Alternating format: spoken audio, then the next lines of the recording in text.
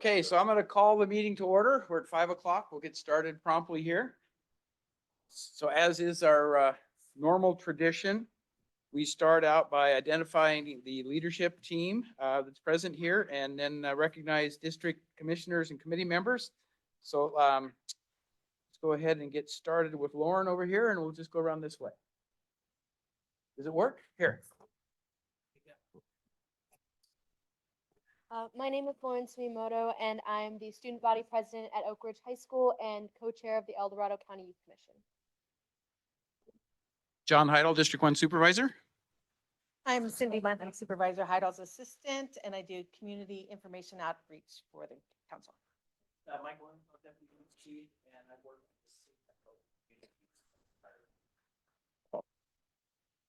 It's always so long.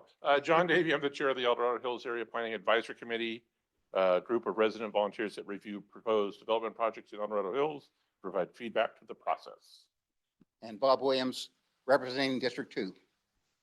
Good, thank you. So with that, we'll go through and recognize any committee members or commissioners that serve on the county's various committees and commissions as a volunteer. So Raylene, why don't you get us started? Okay. Have you got a microphone somewhere near you? Okay. Pass it back, that would be helpful, yeah.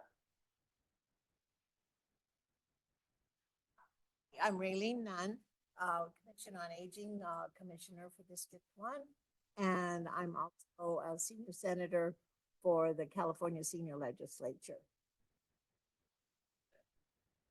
Tita Bladen, I'm also on the Commission on Aging, and I'm also on the California Senior Legislature, and I'm your senior assembly member for El Dorado County. Good. Who else? Yes. John Rasslier, volunteer, El Dorado County Ombudsman for Seniors in Assisted Living and Vice Chair of the El Dorado County APAC.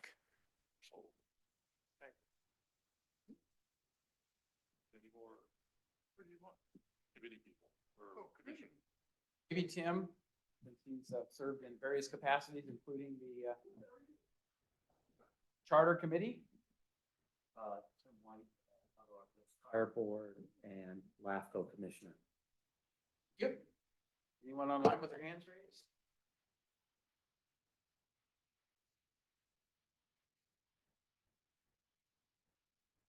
Okay, very good. I did want to note right up front with our leadership team changes that are going on with the restructuring of the El Dorado County strategic plan that we do have some things happening there. We do have a vacancy that exists in the thriving economy, and that will be filled hopefully by our previous designated CDAC representative. CDAC is Community and Economic Development Advisory Committee. We're full of acronyms around here. And the other thing I found out was strategic innovation is going to be limited to county employees, at least initially. I know Kathy Guerrero had indicated an interest, and county staff feels that they need to get started on their own and then invite speakers in to make recommendations, presentations, et cetera. So we're going to go ahead and honor that. So I will not point anyone to that at this point in time. I'll just be giving you updates as I learn what they are. So we'll go with that. And with that having been accomplished, I'm going to go to item 2. Does anyone on the leadership team propose any changes to tonight's agenda? All right, seeing none, we'll take the agenda as submitted. Public comment. This is the opportunity we would welcome any members of the audience, either on Zoom or in the conference room here, to share with the leadership team either a comment, a question, whatever, something that's not on tonight's agenda. We're going to cover the agenda items separately, but if you have a particular item that you would like to raise, now would be the time to do that. We'll start with people in the conference room.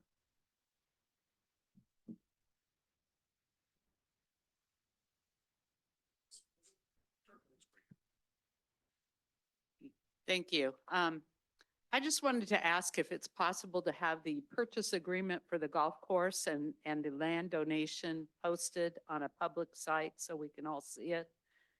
I mean, there shouldn't be, since it's our money, there shouldn't be anything secret or hidden about it. So I'd like to see the whole document. Well, Linda, I think that it would be appropriate for the Community Services District to post that because they sponsor, it. We can certainly request that. I'm not sure it would be appropriate for the county to post it unless the CSD acknowledged that it was okay.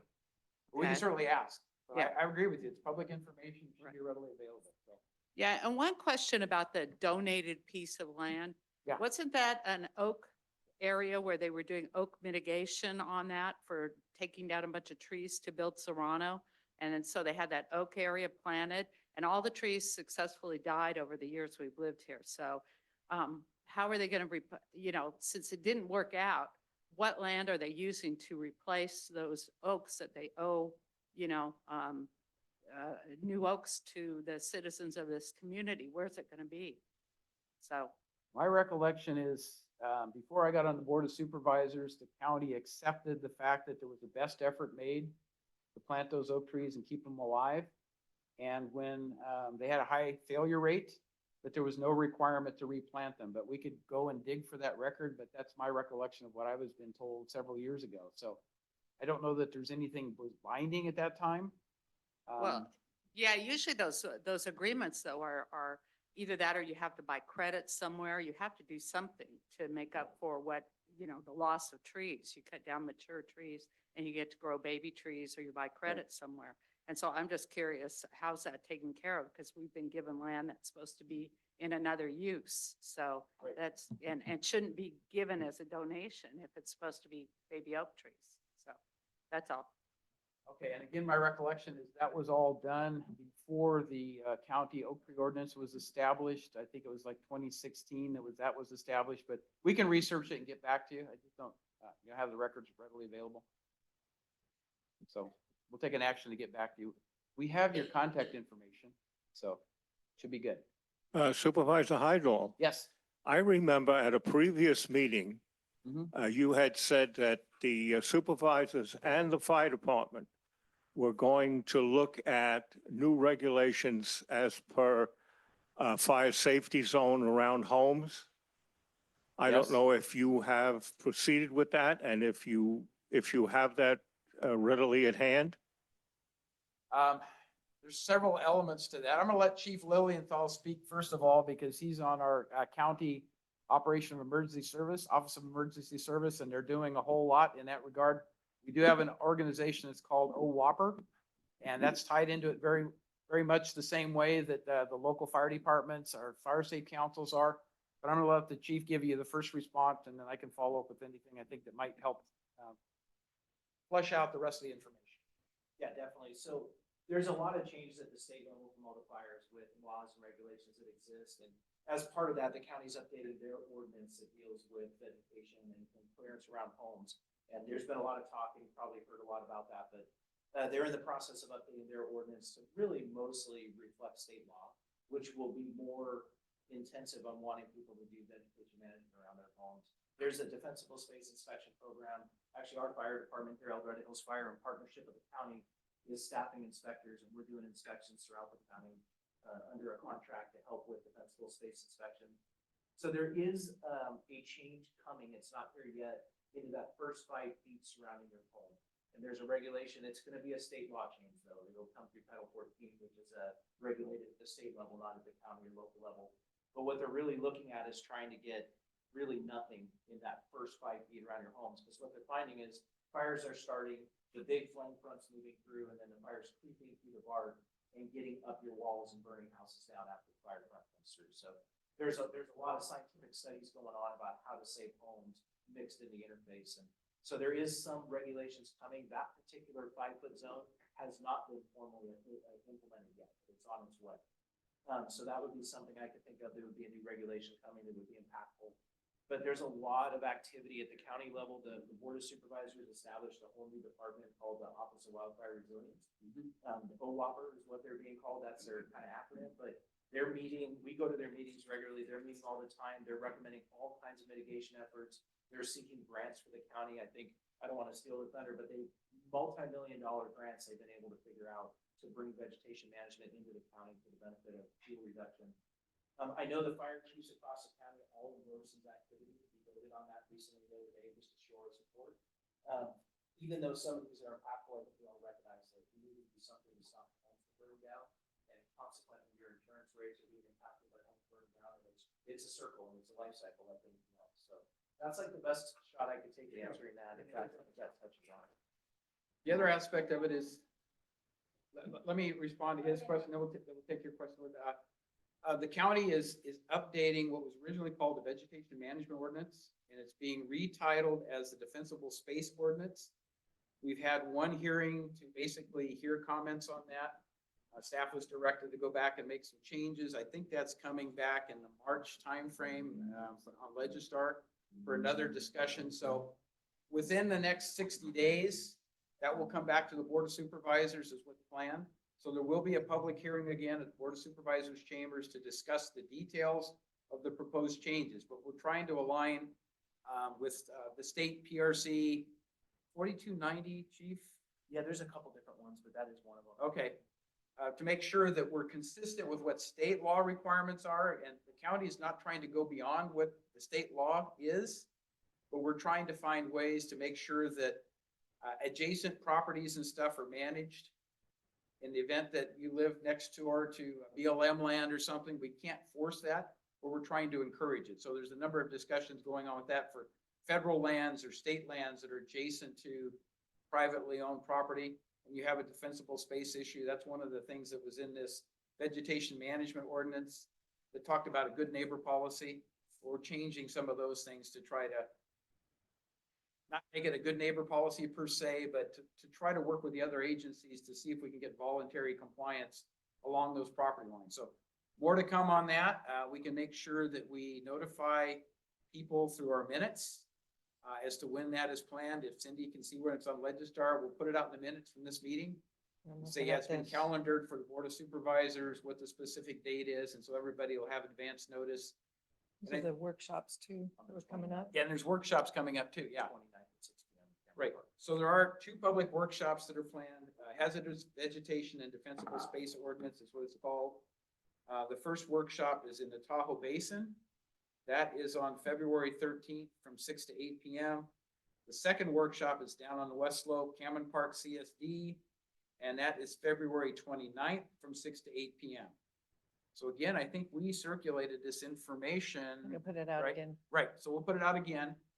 But those workshops are gonna be helpful for the board to decide, and they're both in February, that's why I think it comes back in March, how to move forward with that public hearing process. So there's a lot of things changing, but from my perspective, they're changing to try to protect public safety and people from the standpoint of the risks of wildfire.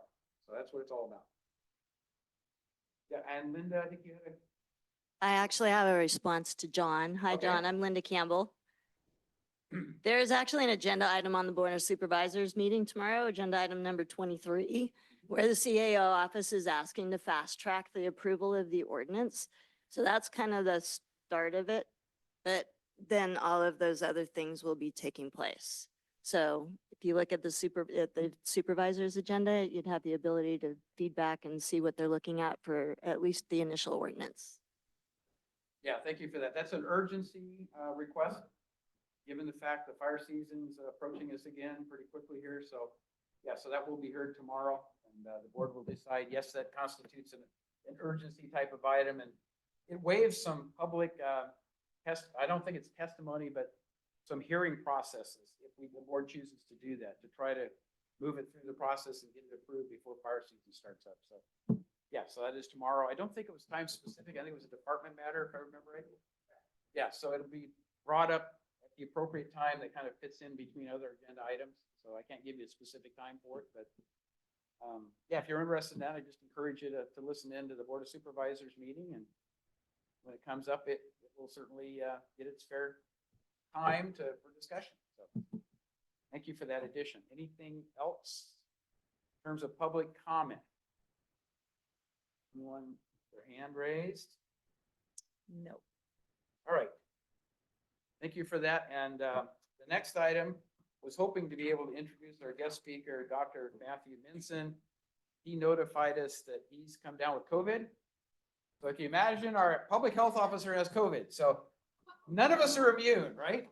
We're all susceptible.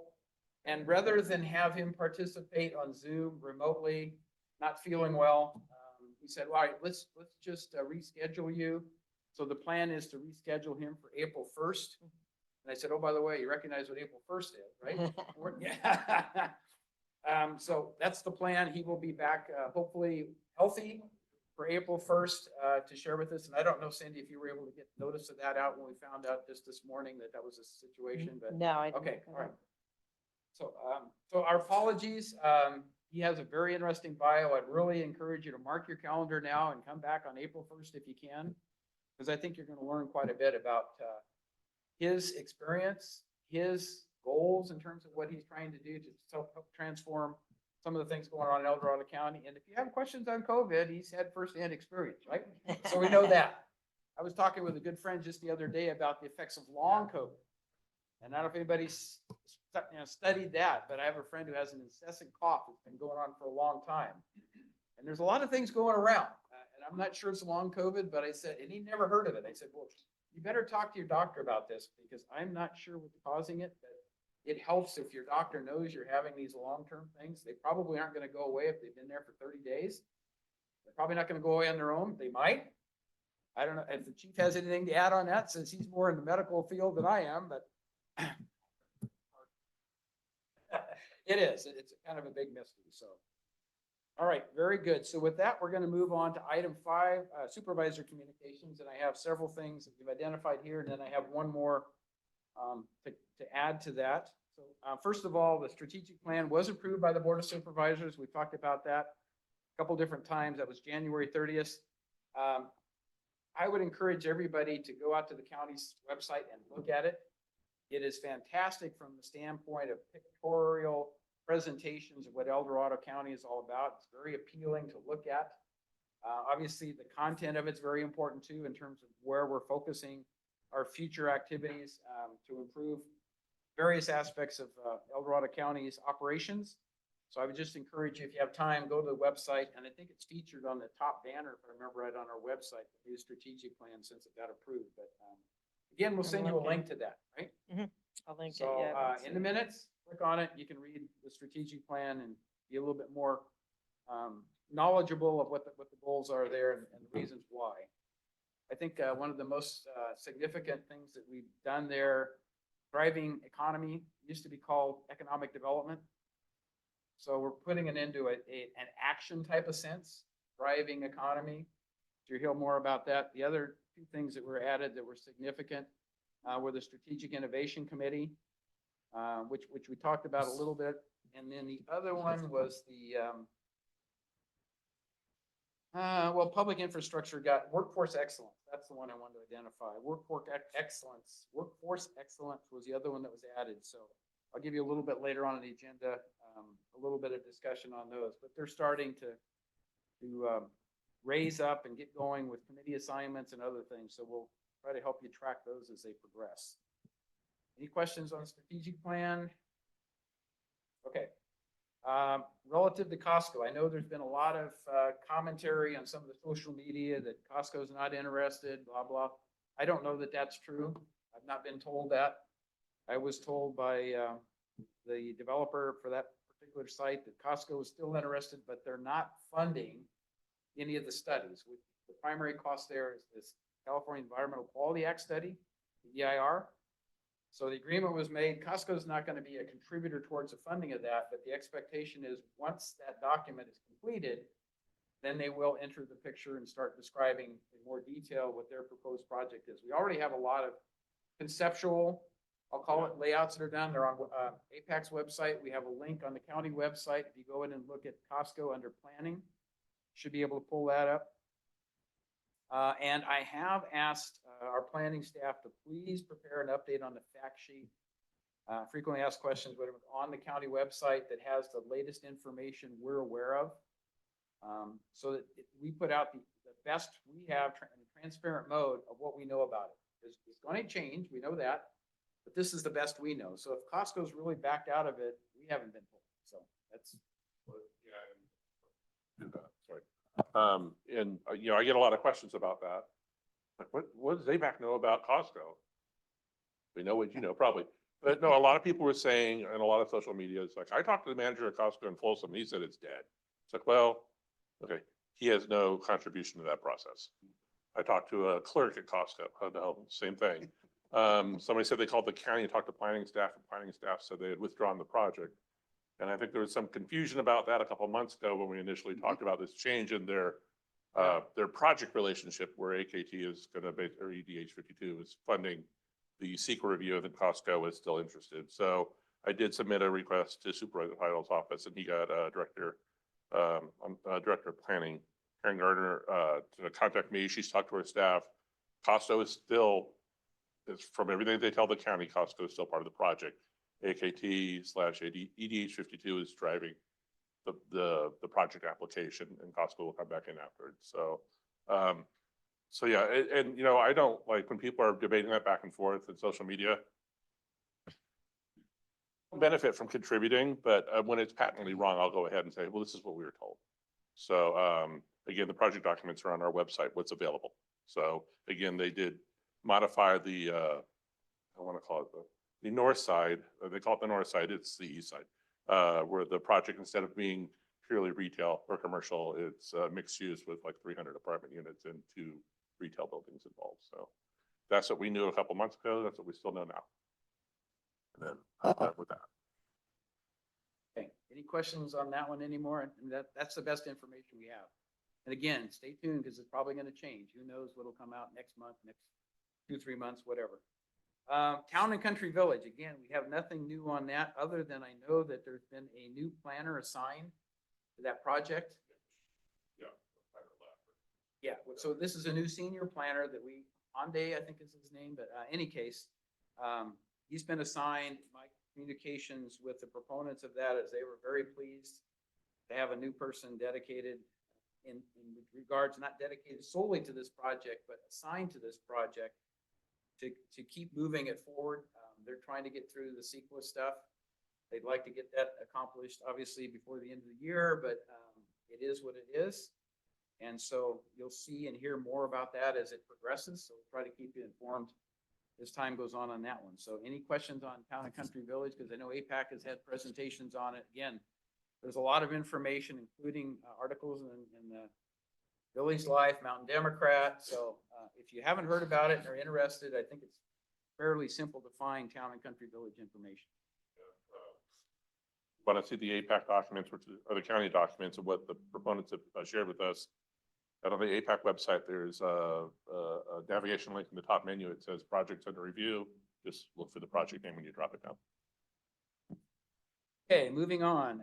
AKT, the same AKT, Tocopoulos, has submitted their pre-planned documents for an El Dorado County J6 review. The date is looking like it's going to be in April, as I understand it, for the J6 review. And that's of their 1,400 acre proposed community for health and independence. And that's in conjunction with UC Davis. I know there's also been a lot of newspaper articles on that. They have a very nice presentation package of what it's like at a very high level. That's been posted on the county website. So if you go to departments under the county website, look for planning, you'll go and you can find that particular document that's been submitted. And I'll just mention there's another 1,400 acres, a match basically on the Sacramento County side for a total of 2,800 acres is being proposed. And that would probably only advance if the city of Folsom were to annex the property, because Sacramento County has indicated they have no interest in doing that, but I believe the city of Folsom probably does, but we'll see. So the bottom line is El Dorado County will probably be the first area that gets developed if all of the project approvals come into place, the CEQA, everything else is done. I will mention that we had a meeting today to talk about circulation and roads down there with some of the developers, and there's another effort to outreach, go talk to some of the other landowners down there to look at an optimum alignment of a roadway that would connect between the El Dorado County, Sacramento County line and Latrobe Road. So trying to find an optimum routing for that is what the discussion is going to be about, and to make sure that those roadways would be compatible with the present owner's planned uses, et cetera, to the extent possible. Because the last thing we really want to have to do is use eminent domain to put that roadway through.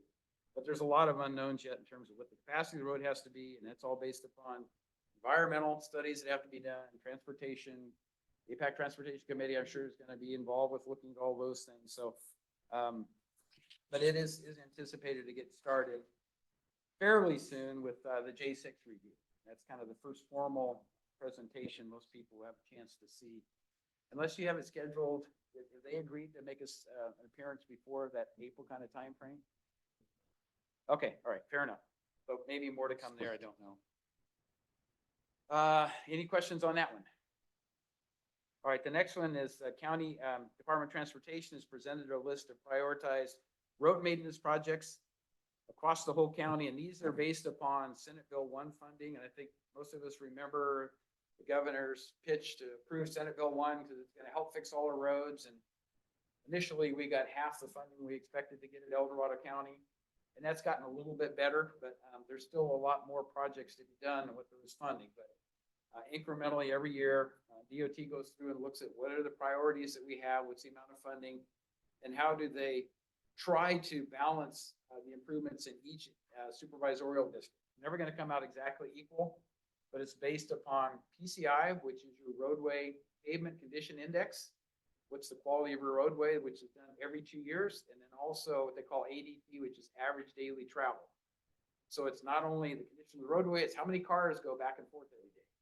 And that's what they use to try to prioritize things. And they fully agree that it'll never be balanced in any given year, but year over year, they try to make everything average out in that regard. So I did have one more here I wanted to talk to, and this comes in from our El Dorado County Food Bank. They want to remind us that El Dorado County Food Bank is here to respond to your constituents based on the weather. So if you know people who are having food issues, everything in the refrigerator spoiled, they don't have the money to go buy, this is power outage, right? I don't know who's experiencing that, but I am. My power's been out, so I've been running a generator for the last 24 hours plus. So if you need food, the food bank is there. They're saying we're stocked with food, pet food, gift cards, and ready to help. So who knows where the end of this storm season is going to be, whether we're going to get into some flooding conditions. But the food bank is reaching out and saying, we're here to help. Let us know how we can help. And we have had very good communications with them and in any number of areas in terms of trying to make sure that people are aware of it through our Commission on Aging. The senior distribution of foods that happens periodically. I think it's once a month. So they've been very, very good with this. They are building what they consider to be a disaster type of warehouse that will have various things to address when you have a flood or when you have a major wildfire. Based upon the Caldor experience, they're trying to get as prepared as they can with setting aside things that we know people need. A lot of bottled water, for instance, right?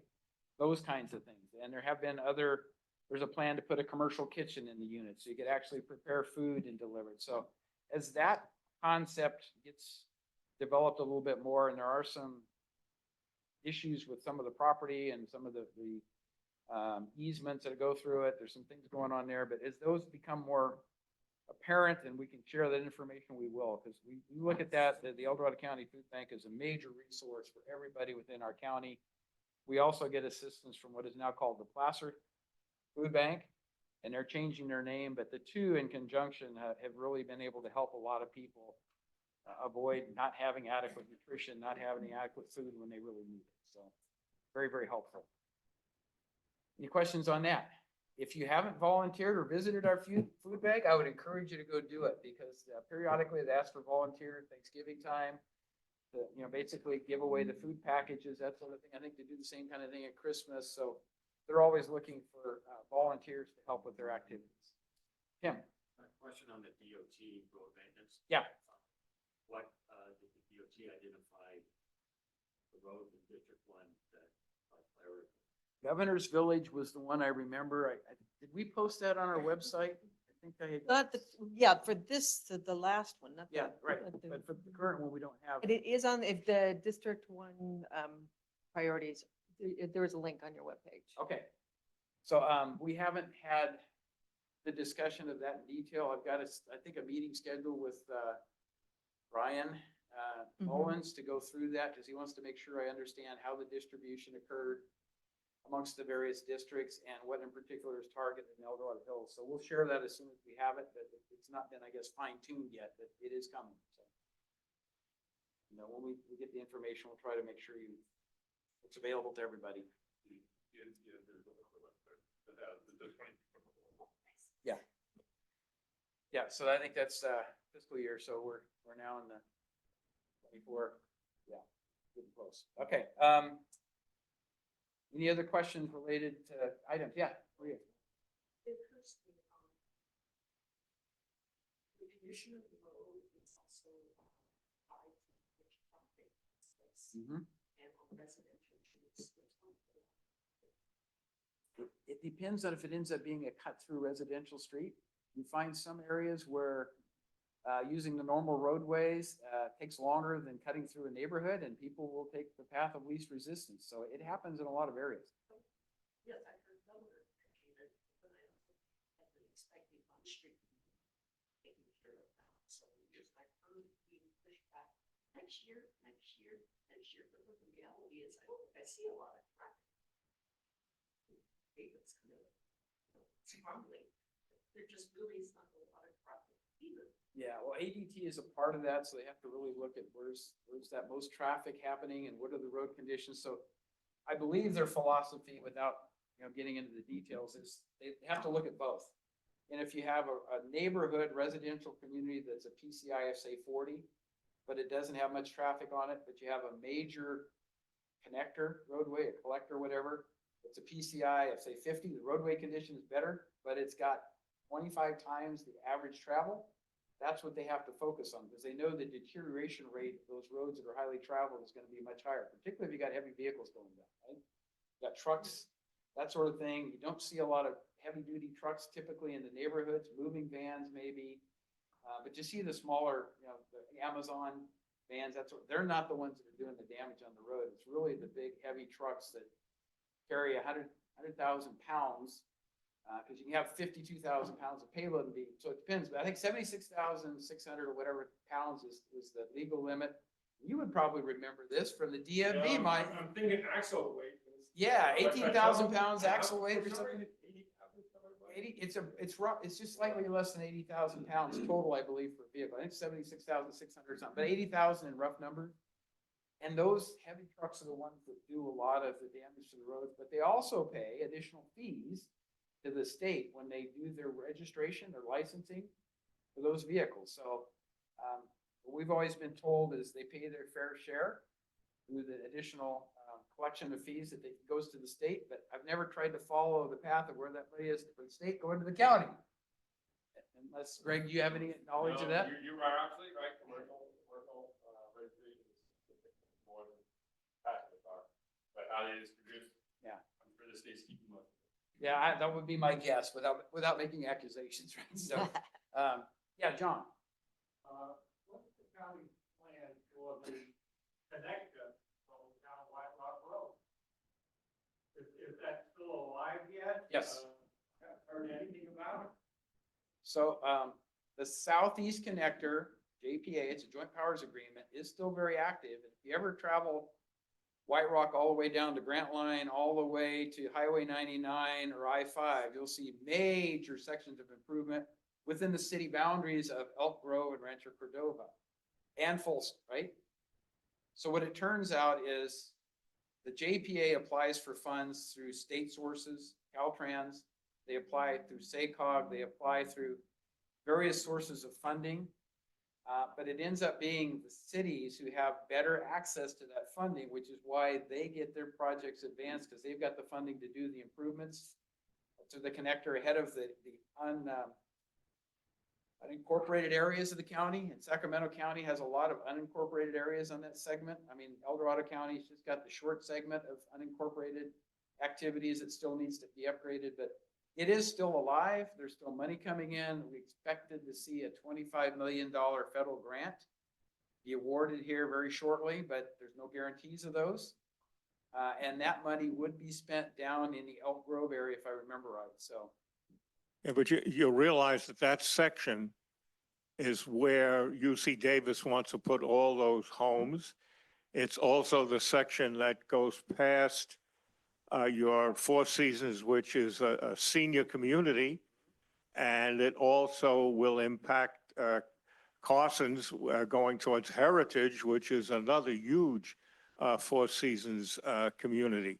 Carson Creek, yes. I don't know how they're going to reconcile all of that supposed traffic going down that one area without totally destroying, White Rock Road and all of the private homes that are there.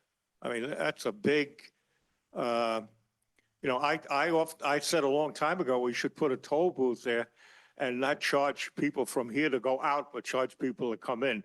But Great idea. the It's against Department state of law, but Transportation otherwise- didn't like that idea. So I think part of the answer is, are you familiar with the connection of the Empire Ranch Boulevard interchange at Highway 50 and how that's going to connect to White Rock Road? And so that Quite is a the long, quite a road to the long time west ago, and south John, concept. I tried to get Folsom to explain to me about that interchange. Yeah. And I saw it in pencil on a map, which doesn't lead me to believe that it's ever going to happen because it actually goes through a lot of that private development that's going on, Not the interchange itself. you know, Roadway that so. connects to White Rock. The And then they were interchange, I talking think, is about all the water CEQA tank that's approved. up there is in the wrong place and, I don't know. Yeah. On the interchange itself, they had their workshop, public workshop, like 3 years ago. The city of Folsom. City yes. of Folsom. Yes, I attended virtually, right, yeah. because that's what we were doing back then. It's going to be roundabouts and no traffic signals. Yep. We asked questions about the roadway connecting south through through Folsom Ranch to El Dorado County, real close there.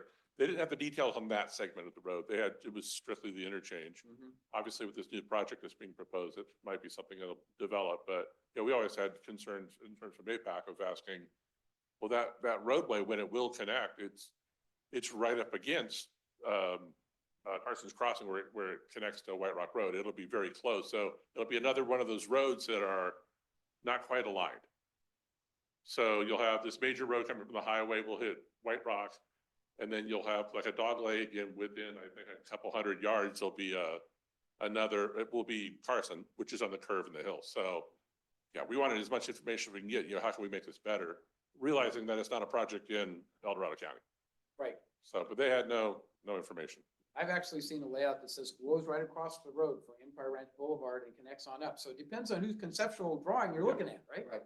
I mean, that's the one that makes the most sense to me, and it would have to be a signalized intersection. We all know that. So the thing that DOT was asked to do is look at where that conceptual alignment is on El Dorado County side, what we're responsible for. Because we know that the CEQA analysis has to be done to determine what is the capacity requirements for that roadway.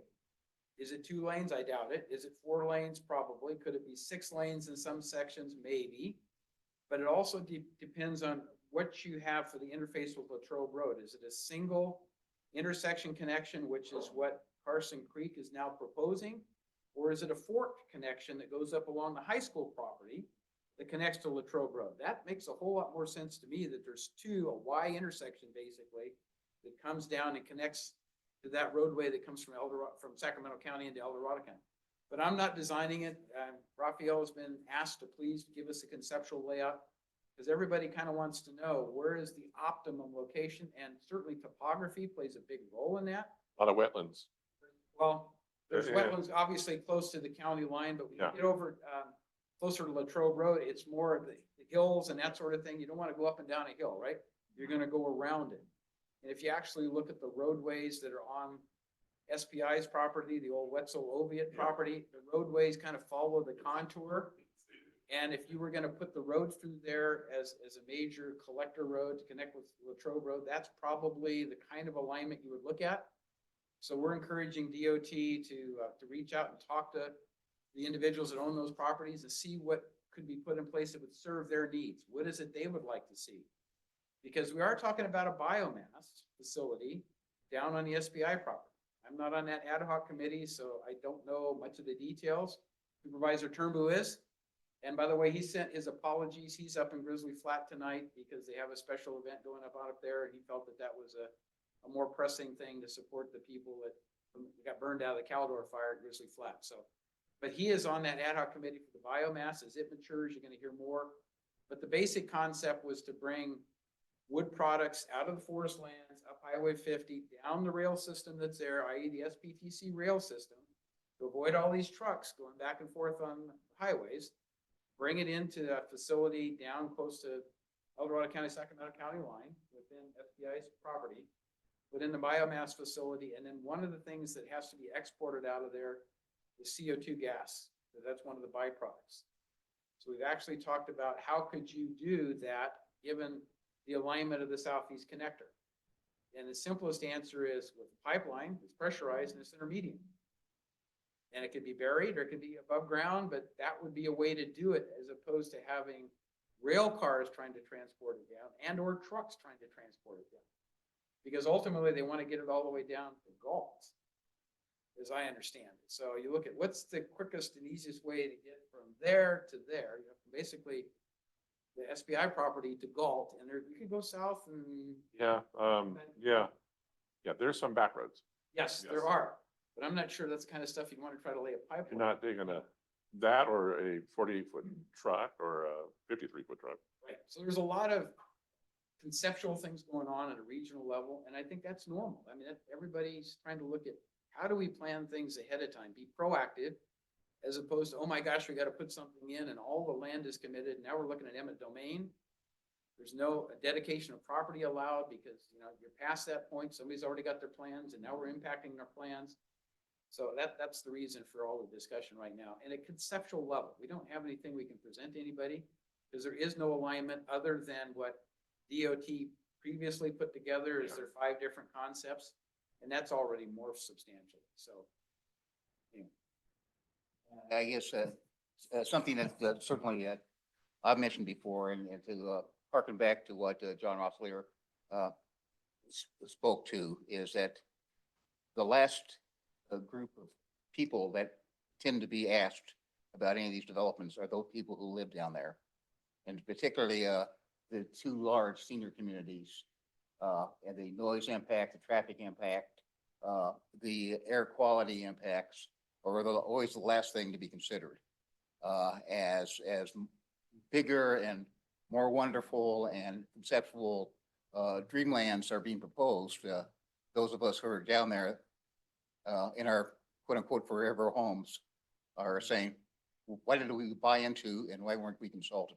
And so that really needs to be continued to be factored into any plans. And APAC is a great resource for getting that early visibility and public input and all. That's what we're doing. Yep, absolutely. I think that's the right thing to do.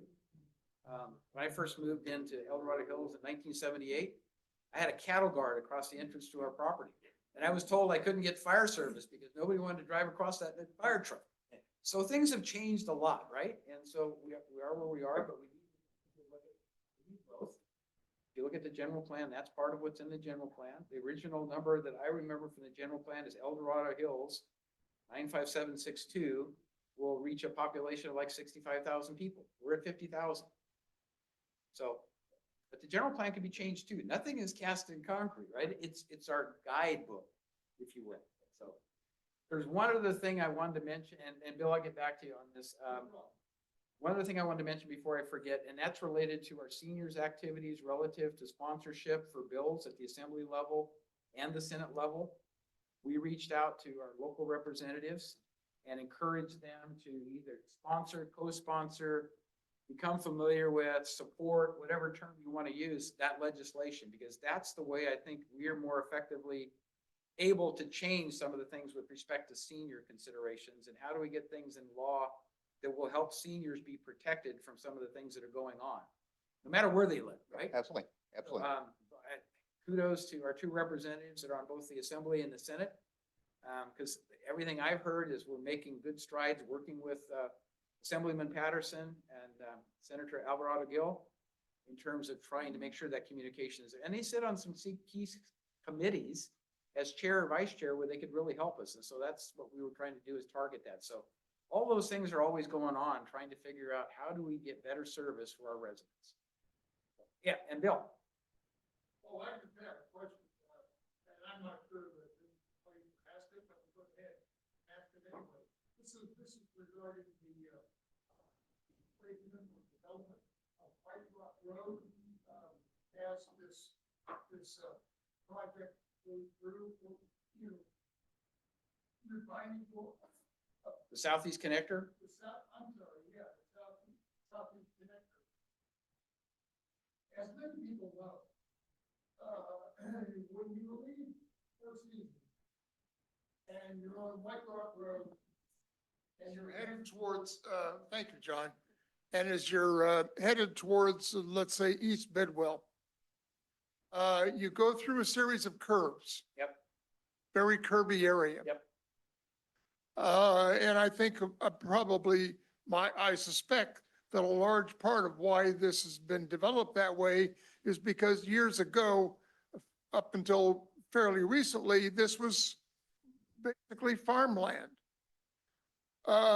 Is there any plans to straighten that road, that route, to make it more, desirable? That's my question, John. Thank The you. answer is absolutely. Southeast Connector has straightened that alignment, and it's also considered grade, so that you have a more gradual grade as opposed to going down and then dipping back up. So all of that is planned, and actually the alignment of the roadway is going to shift more to the north than what it is now, because that was the preferred alignment that made sense. So we could send you a link or give you information of the Southeast Connector's website that shows that road alignment. To give you a better feel for what it is, but it's going to make it a thoroughfare type of roadway, not a country road. And one of the things that enters into that is the railroad crossing at Sacramento Placerville Transportation Corridor. And there's some issues with the excursion train that operates out of Folsom now, wanting to continue to operate, but it kind of cuts right through Folsom Ranch with all those roadways. And so that's a big discussion going on now with the city of Folsom, is what are they going to allow and not allow? And ultimately, that's one of the things the Southeast Connector has to deal with, is how does that crossing occur if it's going to come across the roadway as opposed to not come across the road, right? It's only gonna, excursion trains and stuff would start on the south side of White Rock Road, because there is property down there the city of Folsom owns, if I remember right. But they said, well, what if we just relocated the start of it, make it a little train depot or whatever over there? So some people are proponents of that, other people want to have it connected. But those discussions are going on. But the road has been realigned, but above grade versus at grade crossings are one of the key questions if it has to go across the connector. I'm a fan of not having to go across the connector personally, because it's a safety thing, right? You're gonna have these stanchions come down and people are supposed to see them, and it slows traffic. And if it really doesn't serve a great purpose, I don't know that we want to spend all that kind of money to put those things in, but there are train advocates that want it, and that's perfectly fine. So somehow that's gotta be resolved, but the city of Folsom's taking that on as we speak, I think, and then it's gonna get to the JPA, the SPTC JPA committee to discuss, so. Okay, I think we've covered everything and more related to supervisor communication. So with that, I think we ought to move into our committee reports, and we want to start with safe and healthy communities. And I wasn't able to see, Officer Brown wasn't going to join us tonight, but is there somebody else representing the CHP? And they were supposed to identify somebody, as I understood it.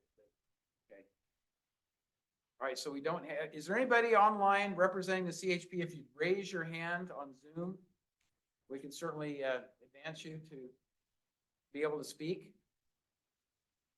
Okay, so we're not seeing anyone. So is anyone for the Sheriff's Department? Sheriff Lykoff said he was appointing someone. He was asking for volunteers and he was getting a lot of commentary back. There was an interest and somebody supporting it, but we haven't been given a name yet. No. Okay, so with that, we're going to go back to Chief Lilly. Again, I'm Mike Blumenthal, Deputy Chief with El Dorado Hills Fire Department. So I guess a couple different reports, starting with our Community Risk Reduction Division. We're getting ready to start our vacant lot inspections for the year. Even though it's raining, we're thinking about, the spring and summer and getting ready for more.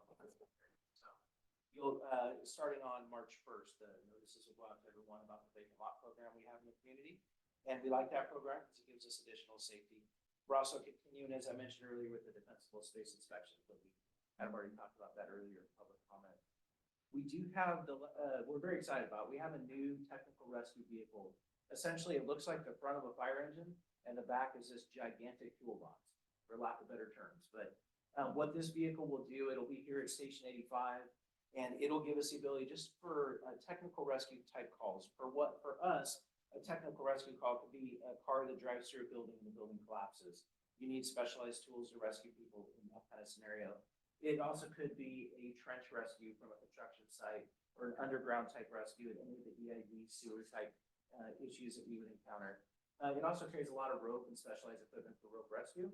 And you look at the rural roads going out to Salmon Falls and you get vehicles that go over the side, it's very steep. This vehicle will carry a lot of rope equipment and other technical equipment that we would use in that kind of setting. So we're really excited about it. We'll do more public outreach on it. You're definitely welcome to check it out one day, but there isn't a lot of these type of resources around, certainly not in El Dorado County. So for us to be able to offer that level of service to our community and then, you know, the broader El Dorado County community will be outstanding. So that's coming here very shortly. It's almost done and we're excited. I don't know if anybody noticed, but it was very windy yesterday. Really? I know that's Kind of wet too, but and from their perspective, it was the windiest it's been in 30 years statewide. They were just talking about trillions of gallons of rain collectively across the state. It was remarkable. It was remarkable here in El Dorado County. We did, in advance of the storm, we do something called a pre-position assignment. What that is OES, the state of California OES provides funding for us to staff additional engines in the county to help protect our community from loss. So fortunately, we were ready for this one. We had 6 extra engines across the county in service, scattered throughout the county, 4 additional chief officers, and it was absolutely crazy day yesterday. Trees were down on buildings. We had a significant number of trees that actually impacted structures and cars. That was throughout the county, from El Dorado Hills all the way up to the foothills, and everywhere in between, Garden Valley to Georgetown to Pioneer. So a really remarkable day. Our dispatch center did a great job. I think we did a great job. There's a lot of power outages, but they were also more than prepared. That there's still a few residents without power, but they've been way ahead of schedule on power. So good news for everybody there. We also had sand and sandbag here at Station 85 for our residents, and we had a giant pile of sandbags, and I went out there today, and that pile is very small now. So obviously that was being distributed to our community, and hopefully it helped people prevent loss. Really good stuff there. And the last report I have is we are in the process of updating our development impact fee. And that is a fee we charge each new home that's built based on the impact it creates for us to have new fire engines and facilities. It's all for capital type items like large equipment, facilities, apparatus, things like that. With the cost of buying a car changing over the last 10 years, the cost of buying a fire engine has gone from $400,000, $500,000 to almost $1 million. So we're just adjusting our fees. It's nothing new. We're just adjusting the basis of the fee upwards a little bit to make sure that in the future we can replace our fire engines in our facilities like this when they do time out and need to be replaced. So you'll see that on our board of directors agenda here in March. With that, that's the end of my report, unless there's any questions. I'll just do a key in next month. It's on the agenda here. We're going to have a more thorough presentation and reminder that RAVE is the county's access website, and we're talking about a new tool coming on board with that. You're going to have brochures to hand out. Is that Perimeter? I'm trying to think what the. Yeah, it's a new evacuation software. The software itself is called Perimeter. It's really our tool to outreach to the public so that they know when to evacuate and when not to evacuate. It'll work in cooperation with an existing program called RAVE, which is how we alert you that you need to evacuate. So next month we have a presentation. And it's dedicated to the county as opposed to some other agency, because there's other tools we can talk about if you're really concerned with fire stuff. I found one called Watch Duty that I really like because it tells me anywhere where that fire is and way it's moving, and it just seems to be updated on a frequent basis. So, but yeah, there's going to be more and more apps or tools available. But we want to make sure we focus on the county ones, the RAVE and the Perimeter. So again, next month, same place, same time, going to have that presentation. So thank you, Chief. Any questions on that? All right, who wants to go next? Lauren, you got stuff you gotta get back for? Okay. Why don't you go next anyway? So, yep, we need to give you this. 'Cause this one's dead. The next few over here. Go back on there. Whichever one you want. I'll go get that. So to start off with the Youth Commission, we are still working on our peer advocacy programs at all the local high schools. I can speak on Oak Ridge specifically. We're restarting conversations with our administration, specifically with our Dean of Students, to start on-campus trainings, do some incentives to help motivate students to not only join the program, but also to spread the word and to really make it a big presence on campus. But every single school site is developing independently. Some are really, really motivated. I think specifically Ponderosa is very motivated. Union Mine's very excited about it. And so Oak Ridge and El Dorado are just trying to keep up and trying to stay motivated. And so with that in mind, the Youth Commission decided that we are going to put on our Wellness Week this year. Part of it to incentivize students and to raise awareness about the peer advocacy programs and how that can contribute to mental health resources on campus. And so this year, our Wellness Week is going to be from March 18th to the 21st. Each school site is going to be kind of taking a different spin on things, but we're going to have a lot of incentives. We're going to be working with the wellness centers on campus and essentially trying to draw attention to what mental health resources we have on campus within the county and just to kind of increase connectivity between the campuses as well. The Youth Commission has kind of taken mental health awareness and resources as our primary objective and goals to work on for the past 4 years that I've been a part of the Youth Commission. And I think that that's something that's going to extend on further, just seeing what the students' needs are. And so bringing back Wellness Week, which is something that was always something that I was super passionate about, is something that's very exciting to me and very exciting to the rest of the board. And then in terms of Oak Ridge news, we're currently in our winter formal week. We'll be having a winter formal dance on Saturday. So accompanying activities and spirit days all through this week. Kind of with a more community twist, we've also been working on a fundraiser that's going on right now. From today up until Thursday night, we're working in partnership with Chick-fil-A to do a community fundraiser / kind of competition with Folsom High School. We kind of took the opportunity to work as Oak Ridge leadership with Folsom leadership, which is something that hasn't happened in a really long time. We wanted to kind of bring both communities together and to kind of poke some fun at a hometown rivalry. And so essentially how it's working is both schools are going to be kind of trying to motivate their students to go to Chick-fil-A or their communities to go to Chick-fil-A to purchase food, and 20% of the proceeds will be going towards their own community food bank. So all the Oak Ridge students who put in the promo code Trojans are going to be able to donate to the El Dorado County Food Bank and vice versa with Folsom. And so it's kind of to poke fun at the hometown rivalry a little bit, but for a really great cause. So if you have the opportunity to go down there this week, it would be greatly appreciated. That's all I have.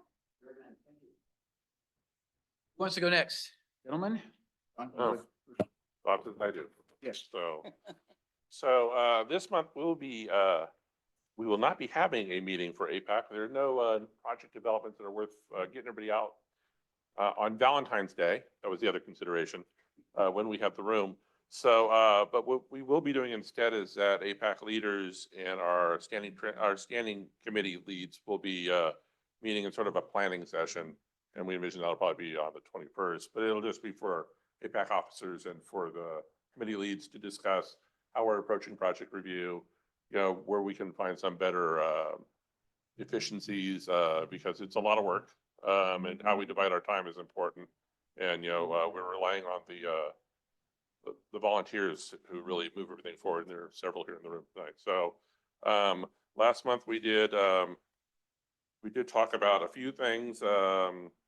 We had a brief update on what Supervisor Hydal mentioned tonight, the AKT and UC Davis Health, the pre-application of Community for Health and Independence. We talked at length about that. We gave an update about the potential El Dorado Hills specific plan because we had envisioned if the purchase had not gone through that we would be having to provide comments on a third recirculated draft environmental impact report. Thank you, CSD, because now we don't have to do that. So we were relieved when that deal went through, and so we didn't have to put another couple dozen hours of work into that. And then we did have a brief update about a project that's technically in rescue.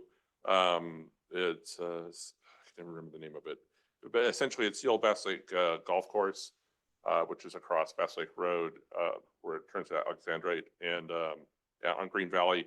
And they're proposing, seeking some changes there so that they can do 43 residential units plus ag uses, which that it's zoned for right now. But they do need a general plan amendment to change the land use, and they want to have a plan development. So, but it's a pre-app and nothing else has really come forward else on that. Next month, we envision in March, I talked to DOT that they would be coming to make a presentation to talk about one of the projects that's on the District 1 list, which is the left turn pocket from northbound El Dorado Hills Boulevard onto Saratoga. That landscaping median will no longer be a landscaping median, which will help the CSD again. But it will add queuing space for cars on northbound El Dorado Hills Boulevard to make that turn. We're also talking about a project on the southbound approach to that intersection, which will add, it's an unofficial turn apron right now, but it would make it more of a design turn area for traffic going westbound into Saratoga. And so I talked to Raphael, and he had suggested that March would be the better timeline. They'll be putting that out to for an RFQ for bids, basically, on that project. And I think we had identified that. That was a project that was going to be conceptually benefited by the Central Outer Hills specific plan, because they had talked about that was one of the improvements that needed to be made to justify the increase in traffic volume. That project's not there, so this is going to be a standalone project, and Raphael will tell us all about it next month. So that's it for me. Thanks. Everyone enjoy Valentine's Day. Good idea. We have a much calmer home now. So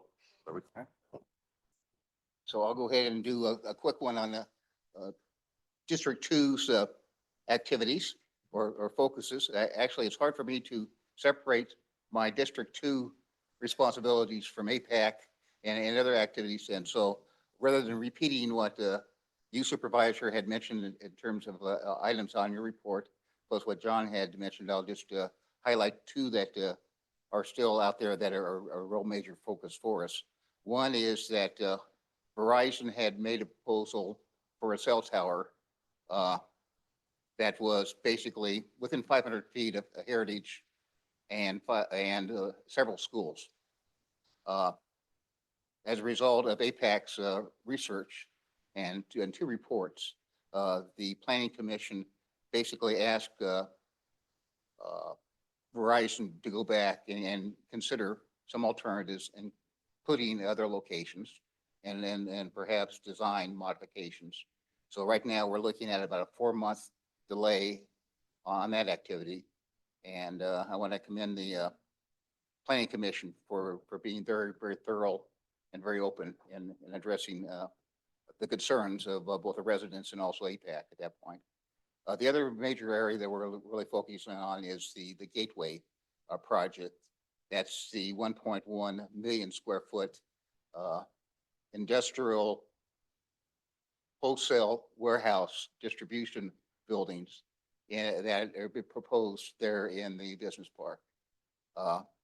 We are seeking some more clarification, certainly from planning and also from DOT on impacts to the surrounding the neighborhoods, the roads, specifically Carson Crossing and Latrobe, and basically to better understand what the intention of the proponents, PAC Trust, a developer out of Oregon, has planned. And so hopefully by the next meeting, we'll have more to report to everybody on that one. But progress is being made in terms of trying to identify that issue. So thank you. Good. Cindy. Hey, Alberta Hills happenings. Every Sunday, it's still the Alberta Hills Farmers Market. It's from 9 a.m. till 1 p.m. at the center behind Nibbler's and the Trek Bicycle. This Friday, February 9th, there is the Senior Valentine's Day Luncheon. It's from 11 to 1. It's at the Alberta Hills CSD Gym. $5, that includes a catered lunch, dessert, entertainment, and we also get a raffle ticket. The February 10th on Saturday, there's a mommy and me dance from 6 to 8 p.m. And that's also at the El Dorado CSC gym. You have dancing and photos and games and desserts, and they do require pre-registration, and it's $25 per participant. And then on Valentine's, since we're not gonna be able to go to the there's gonna be horse-drawn carriage rides. That's from 4 to 8 p.m. And that's at the town center. Then they'll be loading in front of South Fork Grill.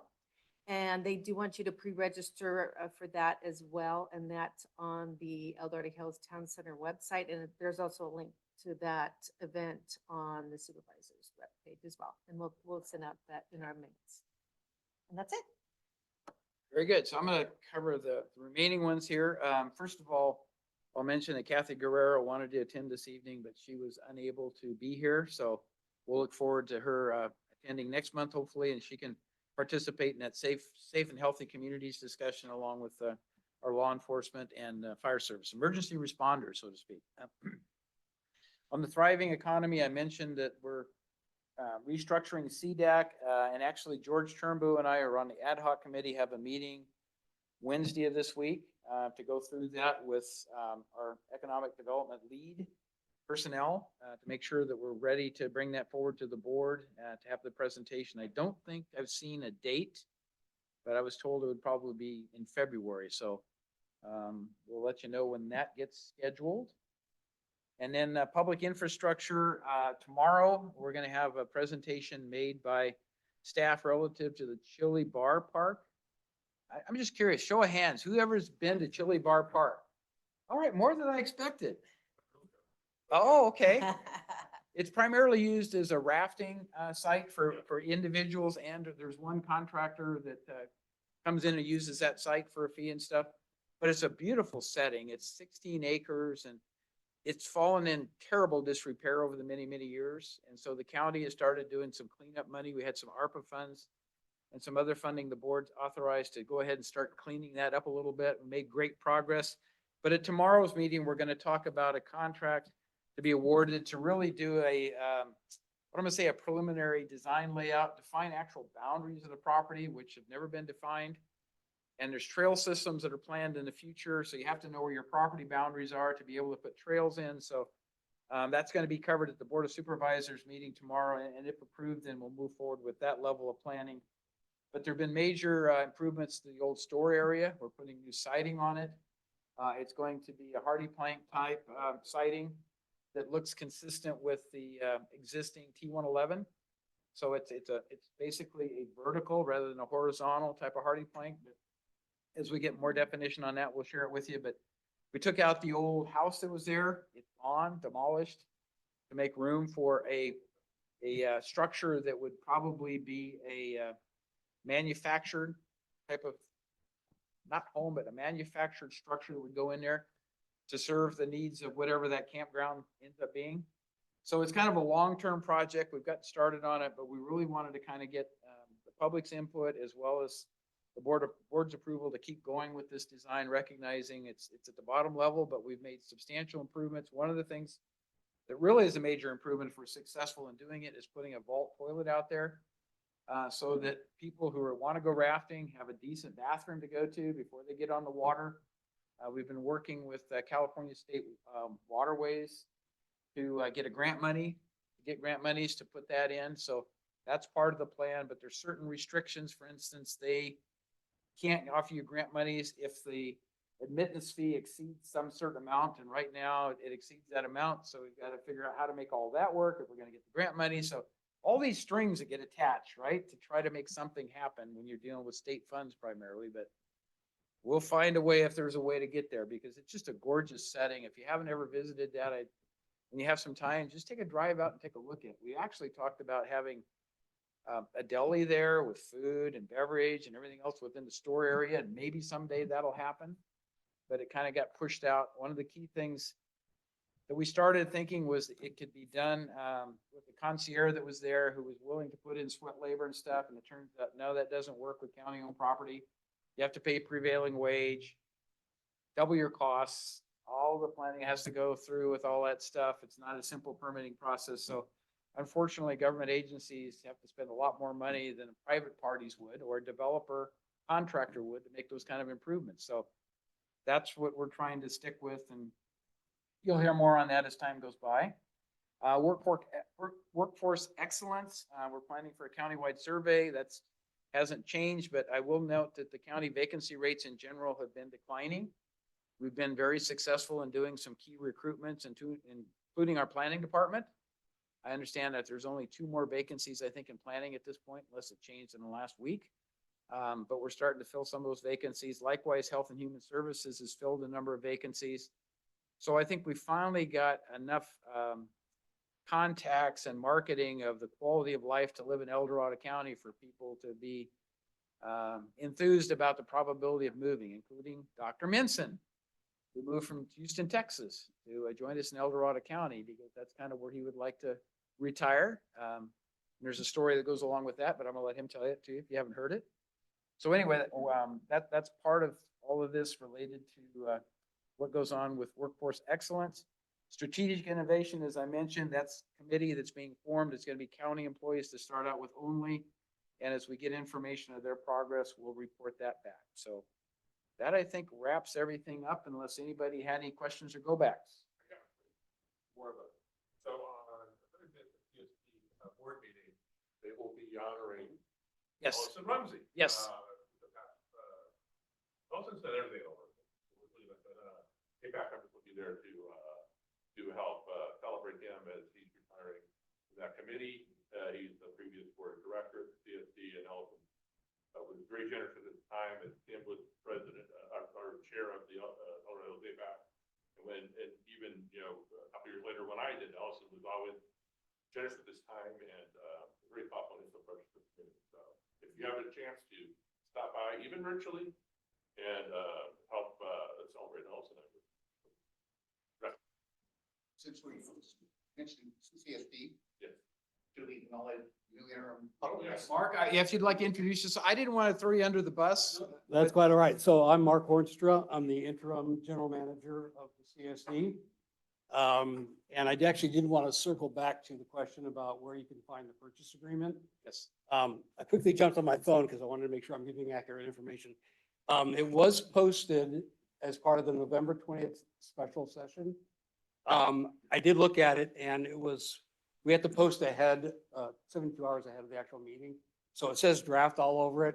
I'm going to reach out to staff when I get back tomorrow to see if we can get the finalized document. Nothing changed in those 72 hours, but I know when it says draft, people get a little bit concerned.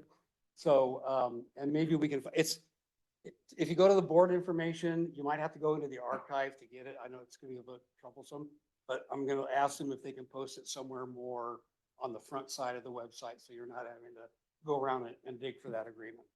So. Thank you.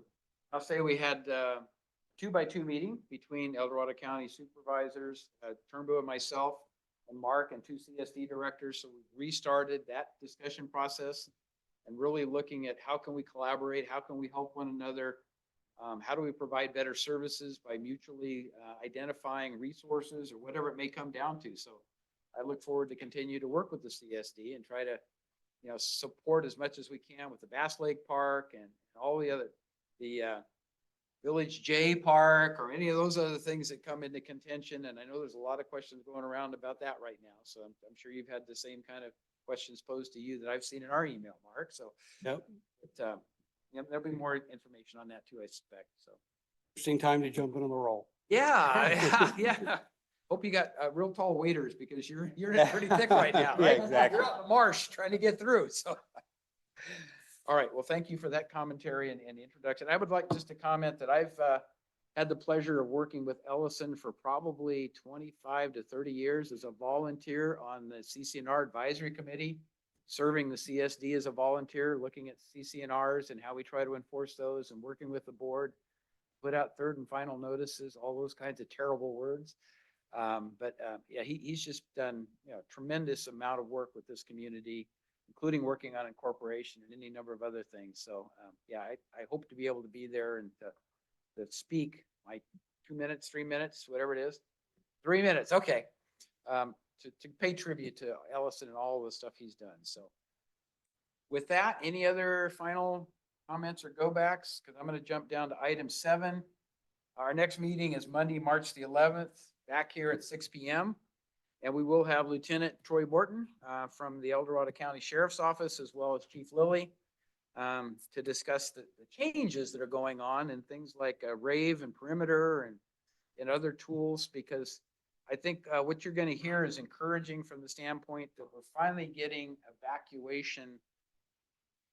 I don't want to call them routes, but evacuation alternatives or whatever options defined so that people know if you're in this area, you just bought into a home here, here's some of the roadways you may not know about yet or consider evacuation. The other thing I think would be helpful with all the vacation home rentals in the Tahoe Basin, that we ask the owners of those homes to post something in there that shows those local routes. Because I know when the Caldor fire came over the hill, there was a lot of people that really panicked. How am I going to get out of here? Which way do I go? And it was all controlled by the sheriff's office, but people were sitting in lines for long periods of time, getting very anxious about, am I going to get out of here or am I going to sit here, right? So all those things I think will help people be more informed if they're a visitor or if they're a resident. So look forward to your presentation. And with that, I'm going to call this meeting adjourned at 6:17 PM. So again, thank you for your participation. Thank you for your patience and for your comments and inputs.